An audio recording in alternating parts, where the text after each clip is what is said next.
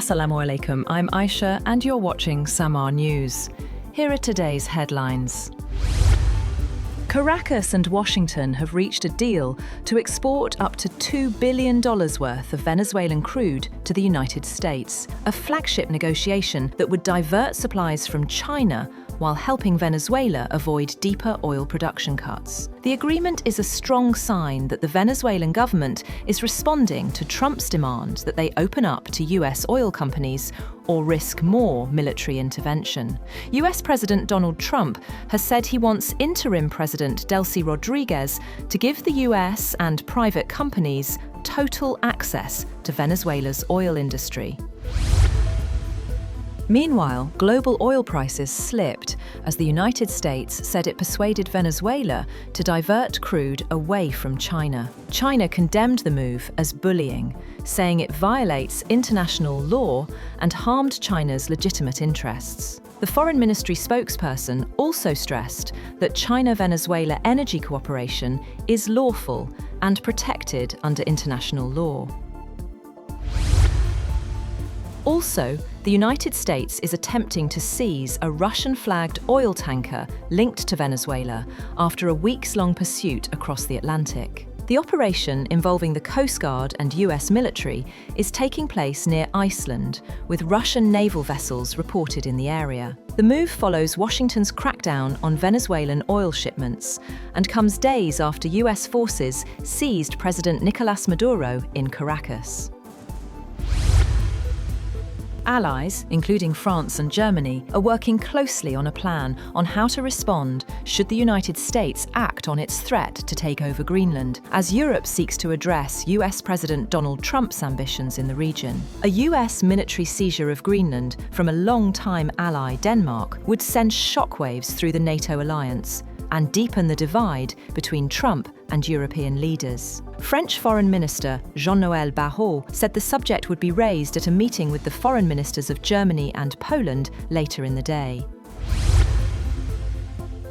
The White House has said that President Donald Trump is discussing options for acquiring Greenland, including potential use of the US military, in a revival of his ambition to control the strategic island, despite European objections. The White House said in a statement that Trump sees acquiring Greenland as a US national security priority, necessary to deter our adversaries in the Arctic region. Greenland has repeatedly said it does not want to be part of the United States.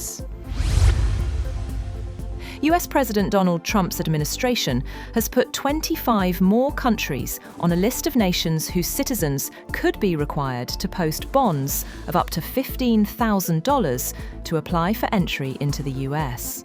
The list mostly included countries from Africa, Latin America, and South Asia. The policy for the newly added nations will go into effect on January 21st, and also included Venezuela. Applicants must agree to the terms of the bond through the US Treasury Department's online payment platform.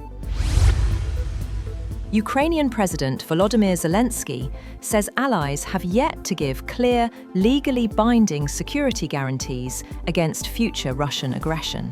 In an audio message to journalists, he said partners show political will, but firm commitments are still missing. Zelensky added he hopes to meet US President Donald Trump soon to seek clarity.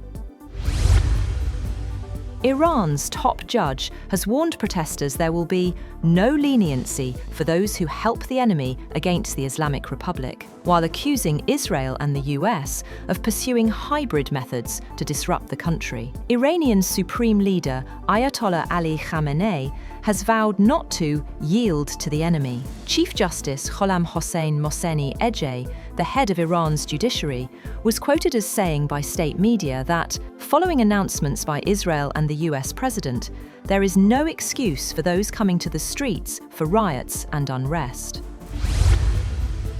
Meanwhile, as protests continued in the streets of Abdanan in Iran's southwest Wednesday evening, Reza Pahlavi, the exiled son of Iran's last Shah, urged the country's armed and security forces to side with protesters, calling on them to protect citizens rather than fire on them. In a video message, Pahlavi also called for renewed nationwide chants this week. On the other hand, President Masoud Pezeshkian has ordered security forces not to crack down on economic protests, stressing a distinction between peaceful demonstrators and armed rioters. Iran has executed a man accused of spying for Israel, naming the defendant as Ali Ardestani. The Iranian Judiciary's media outlet said the death sentence for the crime of espionage in favor of the Mossad intelligence service by providing the country's sensitive information was carried out after approval by the Supreme Court and through legal procedures. Japan has called China's ban on dual-use exports for its military absolutely unacceptable amid a looming threat of broader curbs on vital rare earths in an escalating dispute between Asia's top two economies. Dual-use items are goods, software, or technologies that have both civilian and military applications, including certain critical minerals essential for making drones and chips. Japan's top government spokesman said a measure such as this, targeting a country, differs significantly from international practice. The leader of Yemen's Southern Transitional Council, Aidaros al-Zubaydi, has failed to board a plane set to take him to Riyadh and fled instead to an unknown destination. Zubaydi was set to travel to Saudi Arabia days after Yemen's government said it had asked Riyadh to host a forum on the southern issue. The Saudi-backed coalition in the country said a flight carrying a large number of senior leaders of the separatist group departed after a delay of more than 3 hours without Zubaydi and with no information on his whereabouts. That's all for now. For more updates, visit www.samar.tv. Thank you for watching Samar News.